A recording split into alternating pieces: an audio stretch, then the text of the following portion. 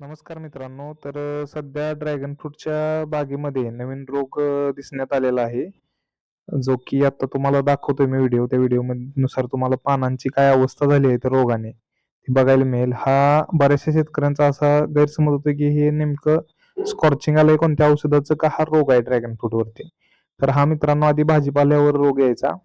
ह्याला late blight म्हणतात. हा पाऊस जास्त पडला तुमच्या भागात, 3-4 दिवस सलग पाऊस पडला तर हा रोगाचा प्रादुर्भाव होतो.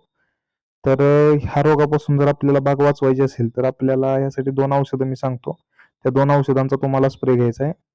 एक औषध त्यातलं आहे कोर्टेवा कंपनीचं इक्वेशन प्रो. ते तुम्हाला 200 लिटरला 200 मिली घेऊन तुमच्या बागेवर स्प्रे करायचं आहे. ते जरी उपलब्ध नसेल, तर त्याच्या जागी तुम्हाला धानुका कंपनीचं किरारी म्हणून औषध मिळतंय. ते पण तुम्ही 200 लिटरला 200 मिली घेऊन लिटरला 1 मिलीचं प्रमाण आहे, त्याचा तुम्ही स्प्रे घेऊ शकता. धन्यवाद.